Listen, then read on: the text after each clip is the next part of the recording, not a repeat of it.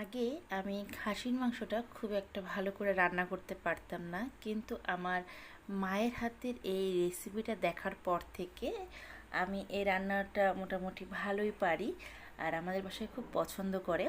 আজকে আপনাদের সাথে শেয়ার করব আলু দিয়ে খাসির মাংসের তরকারি। এই জন্য এখানে খাসির মাংস নিয়েছি আমি 2 কেজির মতো। এখানে খাসির মাংস নিয়েছি, মাংসগুলো একটু বড় বড় পিস করে কাটা হয়েছে। এখানে আমি দিয়ে দিলাম স্বাদ অনুযায়ী লবণ। লবণের সাথে আমি দিয়ে দেব হলুদ গুঁড়ো। আমি এখানে প্রায় 2 টেবিল চামচ হলুদ গুঁড়ো দিলাম, কারণ 2 কেজির মতো মাংস এখানে আছে, সেইটা বুঝে আমি হলুদটা দিয়েছি। সাথে দিয়ে দিলাম 2 টেবিল চামচ শুকনো মরিচের বাটা, 1 টেবিল চামচ আদা বাটা আর 1 চা চামচ রসুন বাটা। আদাটা যতখানি দেব, রসুনটা তার অর্ধেক দিতে হবে। এখন আমি দিয়ে দিলাম হাফ কাপ পেঁয়াজ কুচি। পেঁয়াজগুলোকে একটু বড় বড় করে কেটে নিয়েছি। এখন সব কিছু খুব ভালো করে হাত দিয়ে মিক্সড করে মেখে আমি এটাকে ম্যারিনেট করে আধা ঘন্টা রেখে দেবো। এটা কিন্তু অবশ্যই ম্যারিনেট করে কিছুক্ষণ রাখতে হবে, তাহলে মাংসের ভিতরে মশলাটা ঢুকবে এবং মাংসটা রান্না করার পর কালারটা খুব সুন্দর আসবে। কড়াইতে আমি দিয়ে দিয়েছি হাফ কাপের মতো সাদা তেল। তেলটাকে প্রথমে খুব ভালো করে গরম করে নেব।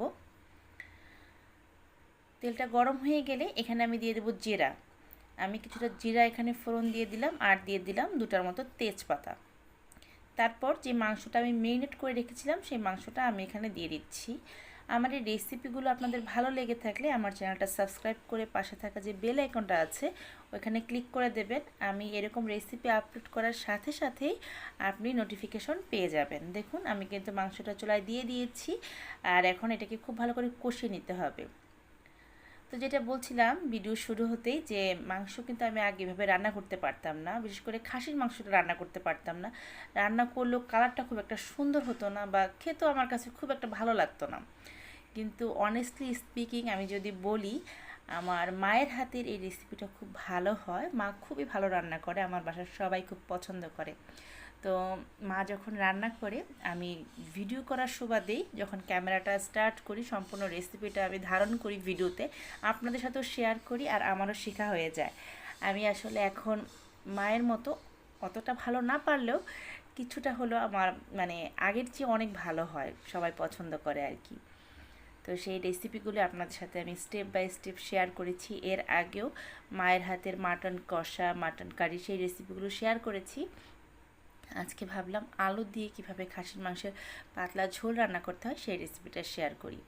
ভালো মতো মাংসটাকে কষিয়ে তারপর এখানে আমি ঝোল দিয়ে দিচ্ছি। মা এখানে গরম জল ইউজ করে, যখনই খাসির মাংস রান্না করে মা একটু গরম জল দেয়। গরম জল দিলে নাকি মাংসের তরকারিটা খেতে ভালো লাগে।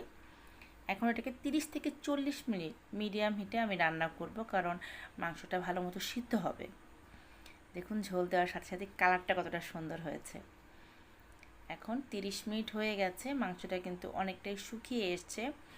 আমি যেহেতু আজকে একটু আলু দিয়ে পাতলা ঝোল রান্না করব, আমি ঝোলটা খুব একটা বেশি শুকাবো না। এখন এটাকে আমি বাটিতে সার্ভ করে নিচ্ছি। দেখুন কালারটা শুধু দেখুন কতটা সুন্দর হয়েছে। এইভাবে বাসায় রান্না করলে আপনারা অবশ্যই বুঝতে পারবেন যে রান্নাটা কতটা টেস্টি হয়। অবশ্যই বাসায় এইভাবে ট্রাই করবেন। সবাই ভালো থাকবেন। আরেকটি রেসিপি নিয়ে খুব শীঘ্রই আপনাদের সাথে আমার দেখা হবে। সবাইকে ধন্যবাদ।